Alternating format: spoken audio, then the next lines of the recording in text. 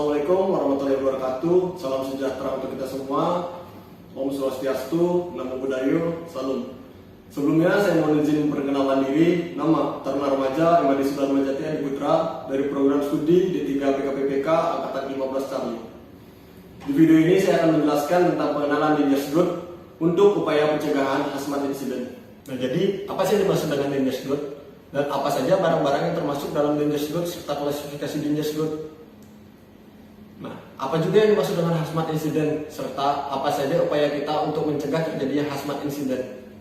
Untuk itu, tonton video ini sampai habis dan jangan lupa klik tombol like dan subscribe di video ini. Klasifikasi Dangerous Goods. Yang pertama, Dangerous Goods kelas 1. Terdiri dari beberapa divisi, yaitu divisi 1.1, 1.2, serta 1.3 memiliki pengertian barang berbahaya yang memiliki bahaya ledakan, proyeksi tinggi, serta hembusan proyektil kecil. Dangerous Goods 1.4 barang berbahaya yang tidak menimbulkan bahaya yang signifikan. Divisi 1.5 barang berbahaya yang sangat tidak sensitif yang mempunyai bahaya ledakan besar. Divisi 1.6 barang berbahaya yang amat sangat tidak sensitif yang tidak mempunyai bahaya ledakan besar. Dangerous Goods kelas 2 terdiri dari 3 divisi, yaitu flammable gas. Gas bertekanan jika bercampur dengan udara pada komposisi tertentu membentuk campuran yang mudah terbakar. Contohnya butane, hidrogen, propane, asetilin, lekter, dan lain-lain. Lalu divisi 2.2 non-flammable serta non-toxic gas, yaitu gas bertekanan yang tidak mudah terbakar dan tidak beracun, contohnya karbon dioksida, neon, nitrogen, helium, dan lain-lain. Yang ketiga, toxic atau poison gas, gas beracun atau toxic gas yang membahayakan kesehatan manusia, contohnya aerosol, gas air mata, serta lain-lain. Dangerous Goods kelas 3, flammable liquid, yaitu tidak terbagi dalam divisi, adalah cairan yang mudah terbakar pada titik didih 60,5 derajat Celcius atau lebih rendah disebut closed cup, contohnya cat tertentu, vernis, alkohol, aseton, petrol, dan lain-lain. Lalu, Dangerous Goods kelas 4 terdiri dari 3 divisi, yaitu divisi 4.1 flammable solid, yang mana zat padat yang mudah terbakar atau membantu timbulnya api melalui gesekan, contohnya matches, sulfur, seluloid, dan lain-lain. Yang kedua, divisi 4.2 spontaneous combustible, yaitu zat yang dapat terbakar jika bereaksi dengan udara, contohnya fosfor kuning atau putih, magnesium diamid, dan lain-lain. Yang ketiga, divisi 4.3 Dangerous Goods wet and wet, yaitu zat yang dapat terbakar atau mengeluarkan gas jika bercampur dengan air, contohnya kalsium, karbid, sodium, dan lain-lain. Dangerous Goods kelas 5 terdiri dari 2 divisi, yang mana divisi 5.1 oxidizer, yaitu zat yang mudah menghasilkan O2 yang dapat mengakibatkan kebakaran atau oxidizing substance, contohnya amonium, nitrat, fertilizer kalsium, kalsium klorid, dan lain-lain. Yang kedua, divisi 5.2 organic peroxide, zat padat atau cair yang mudah terbakar apabila mendapat gesekan atau pengisapan uap lembab atau reaksi kimia, contohnya terbutyl, hydroperoxide, dan lain-lain. Lalu, Dangerous Goods kelas 6 terdiri dari 2 divisi, yang mana divisi 6.1 yaitu toxic substance, zat yang menyebabkan kematian jika dihirup atau ditelan, jika terkena kulit akan menyebabkan cedera, contoh arsenik, nikotin, cyanide, pesticide, dan lain-lain. Divisi 6.2 infectious substance, zat yang mengandung mikroorganisme hidup yang dapat membahayakan kesehatan untuk manusia atau hewan, contohnya virus, bakteri, rabies, dan lain-lain. Dangerous Goods kelas 7 terdiri dari 3 kategori, yang mana kategori 1 radioactive white memiliki transport index 0, yaitu tidak memancarkan radioaktif. Kategori 2 radioactive yellow dengan transport index kurang dari 1, contohnya bom. Kategori 3 radioactive yellow dengan transport index lebih dari 1 dan kurang dari 10, dengan contoh tenaga nuklir serta kapal selam. Dangerous Good kelas 8 dan 9. Dangerous Good kelas 8, korosif, yaitu bahan yang dapat menimbulkan kerusakan jaringan kulit atau mempunyai tingkat korosif yang tinggi pada material lain. Contohnya baterai asid, sulfurik, potasium hydrate, merkuri, dan lain-lain. Yang terakhir, Dangerous Good kelas 9. Miscellaneous Dangerous Good, yaitu bahan padat atau cair yang mempunyai sifat iritasi, merugikan atau sifat lain yang dapat menyebabkan gangguan serta ketidaknyamanan.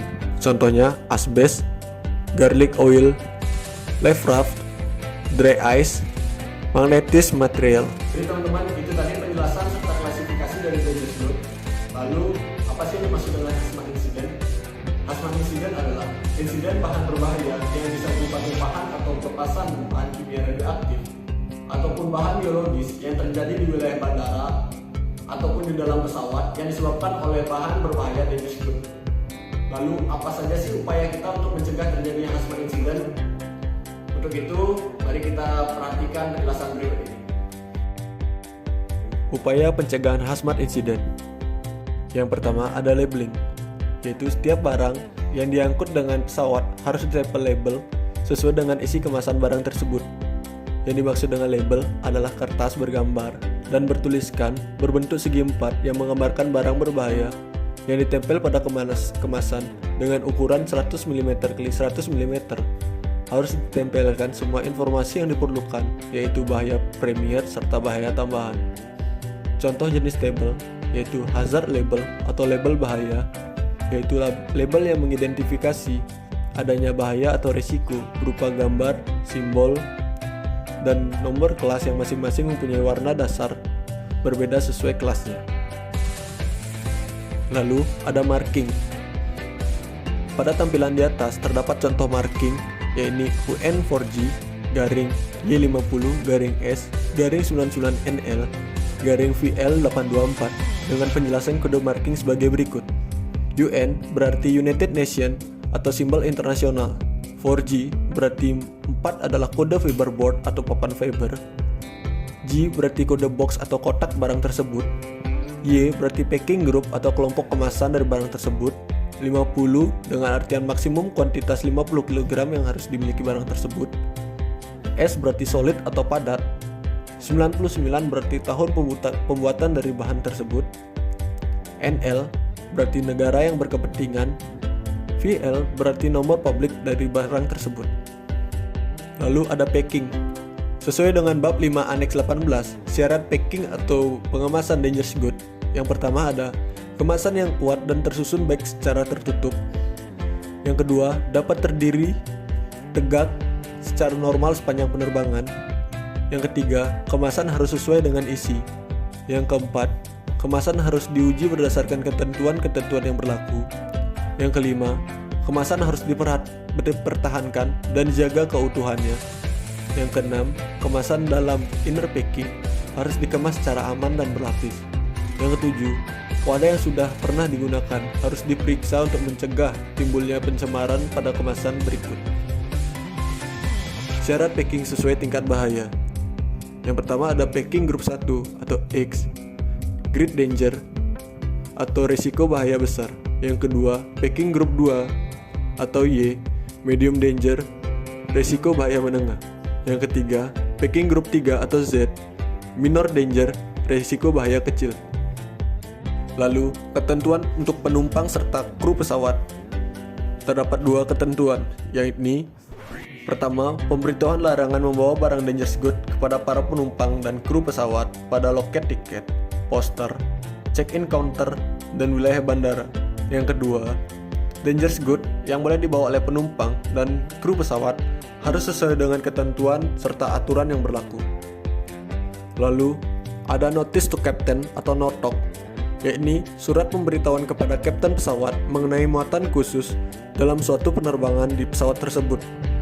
Informasi kepada pilot atau NOTOC atau Notice to Captain dibuat oleh Acceptance Staff, dilanjut kepada Loading Staff, dan disampaikan kepada PIC yang bertugas pada hari itu. Kode IRG yang telah tercantum pada notok atau notice to captain, yaitu prosedur penanganan yang harus dilakukan oleh kapten apabila terjadi insiden yang berasal dari barang dangerous good tersebut dalam penerbangan. Berikut contoh notok. Yang pertama ada airway bill number, lalu ada PSN dan UN number, lalu ada packing group, jumlah packs dan lokasi muatan dari aircraft, bandara tujuan packaging,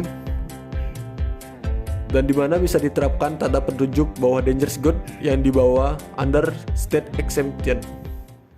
Demikian penjelasan dalam video ini mengenai dangerous goods serta upaya pencegahan terjadi hazmat insiden. Apabila ada salah ucap, saya mohon maaf. Akhir kata saya ucapkan terima kasih dan saya mohon izin undur diri. Wassalamualaikum warahmatullahi wabarakatuh. Salam sejahtera untuk kita semua. Om Santi Santi Santi Om. Namo Buddhaya. Salam.